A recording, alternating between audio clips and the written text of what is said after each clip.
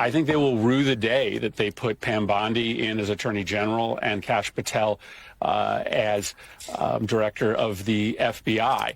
They've essentially signaled the end of independent federal law enforcement. Over the next 4 years, that may end up in the targeting of Democrats, targeting of media that's friendly to Democrats. But once law enforcement isn't independent, it's hard to put that genie back in the bottle. And so someday down the line, that could hurt Republicans when there's a Democrat who decides to use the federal law enforcement agencies to target Republicans. None of us should want that. Yeah, I'm not going to make all the obvious jokes and comments. That's happening now, and the hypocrisy. I'm not going to do that. More than anything, I'm concerned about the hair dye. Fellas, don't do it. Everyone can tell. I don't care how much you spend on it. Everyone can tell, and it never looks right. Joining me now, Mike Davis, founder of the Article 3 Project. Okay, Mike, what is Pam Bondi, Kash Patel, what are they going to be able to do as far as holding government people accountable? I'm only interested in that now. I don't even want to hear about the cartels. I want to know what government people are going to prison. That's a very good question, because we saw the Obama Justice Department, the Biden Justice Department, and their intel agencies politicized and weaponized against their political enemies. President Trump, his top aides, his allies, his supporters, going all the way back to Crossfire Hurricane. It continued with the unprecedented Republic-ending lawfare and election interference for the last 3 years, 4 indictments, the civil fraud lawsuit for non-fraud. They tried to bankrupt Trump. They tried to take off his head. They tried to throw him in prison for life. They tried to throw him off the ballot. Pam Bondi and Kash Patel are President Trump's all-star picks for Attorney General and FBI Director to go clean out that rat's nest of the Obama and then Biden Justice Department. They're going to bring much needed transparency, accountability, and justice. Okay, I like the sounds of it. How much work do they have to do? I mean, Kash Patel takes over as director of the FBI. Is a very sharp individual, big fan. I know the rod is deep, though. Pam Bondi, honestly, the DOJ is probably where all of our problems lie. That's been the wall protecting government people from going to prison. Is it possible that we're going to actually see that? I know their intentions are good. I'm already on board. What can they actually do?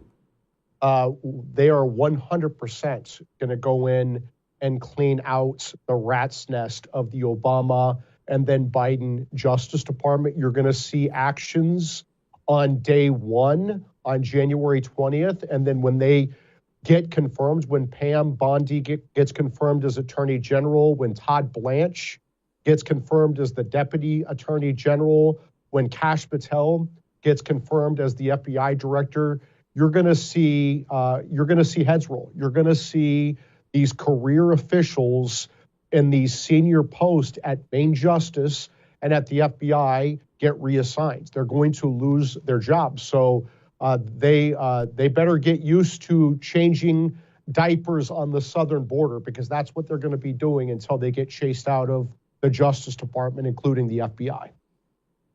Gosh, that's hilarious. That'd be wonderful to see. Okay, Merrick Garland in particular.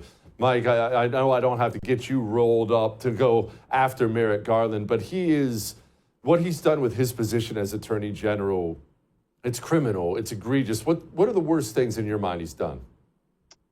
Merrick Garland has been a disgrace. And thank God my former boss, Chuck Grassley, on the Senate Judiciary Committee blocked Merrick Garland's elevation to the Supreme Court and put my other boss, Neil Gorsuch, on the Supreme Court, because Merrick Garland has been a disaster for our country when he ran this unprecedented Republic-ending lawfare and election interference against President Trump. His top aides like Steve Bannon and Peter Navarro, who went to prison for asserting constitutional executive privilege going back 250 years to George Washington. Merrick Garland targeted Trump supporters on January 6th and politically persecuted them. Yes, persecuted them according to the Supreme Court's Fisher decision last June. Merrick Garland sicked the FBI after parents outraged by gender chaos in schools and the resulting rapes in high school bathrooms. Merrick Garland went after pro-life Christians, including and putting a 75-year-old Christian in prison for praying at an abortion clinic, while Merrick Garland gave amnesty to BLM, Antifa, Hamas, Joe Biden, every scumbag Biden who was on what seems like every corrupt foreign payroll around the world. There must be accountability for what Merrick Garland and his team have done. They have taken our country to the brink, and there has to be accountability. There has to be justice. Pam Bondi, who is she? Most people are not familiar with Pam Bondi. What's her background? Pam Bondi is a fantastic choice by President Trump to serve as the Attorney General. She was the Attorney General for the state of Florida for 8 years, which is a big office. She does not need this job as Attorney General. She did not seek this job as Attorney General. President Trump recruited her for this job. She's bold, she's fearless, she's smart, she's effective. She's the perfect choice by President Trump to go clean out the rat's nest of the Obama and then Biden Justice Department.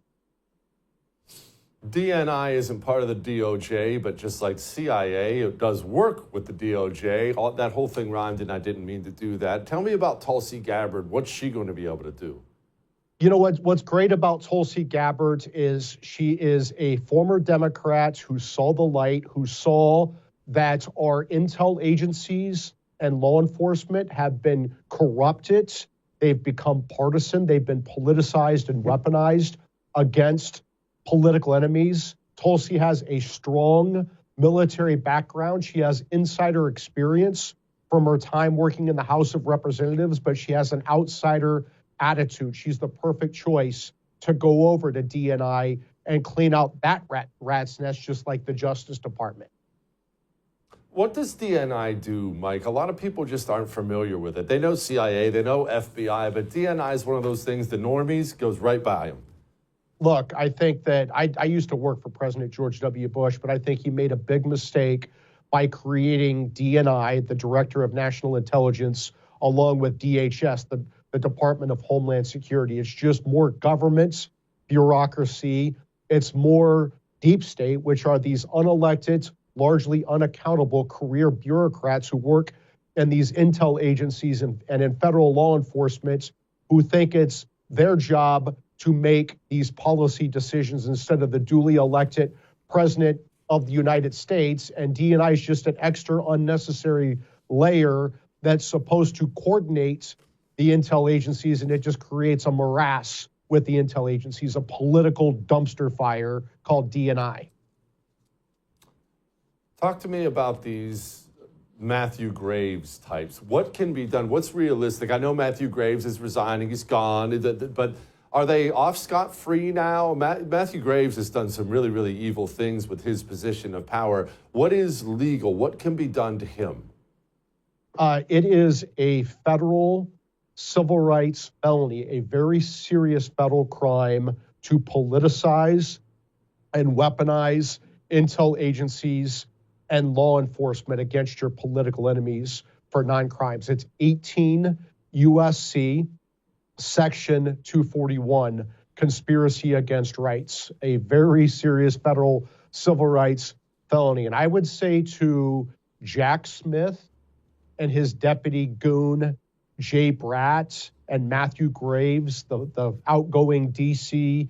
U.S. attorney, and these January 6th prosecutors and agents and these people who ran this unprecedented Republic-ending lawfare against President Trump, his top aides like Steve Bannon and Peter Navarro, his supporters on January 6th, parents and Christians. I would say to these guys, lawyer up, because nobody is above the law, and you could be on the receiving end of subpoenas when the Trump 47 Justice Department opens the federal criminal probe under 18 U.S.C. Section 241. And I hope that grand jury, that special grand jury, is impaneled down in Fort Pierce, Florida, the same courthouse where Jack Smith and Jay Bratz tried to throw President Trump in prison for the rest of his life under the Espionage Act for presidential records the former president was allowed to have in the office of former president under the Presidential Records Act.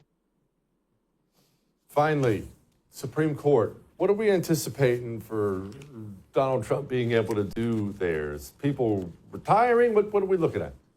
Look, President Trump's biggest and most consequential accomplishment of his first term was the transformation of the left of center court to the Clarence Thomas court, along with appointing a near record number of lower federal court judges. We have the first constitutionalist majority on the Supreme Court and the lower federal courts in 90 years.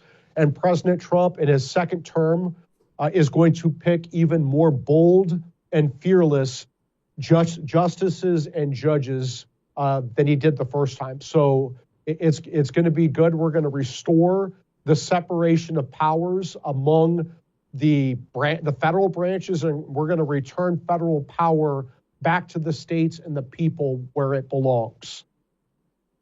Mike, appreciate it as always, my friend. I would thank you for coming to my YouTube channel, but I know how brilliant it is, and I know you love it here. So subscribe and watch. We're going to start really ramping things up and putting some funny stuff, some interesting stuff out there, some collaborations. Either way, my YouTube channel is officially the place to be. So stick around.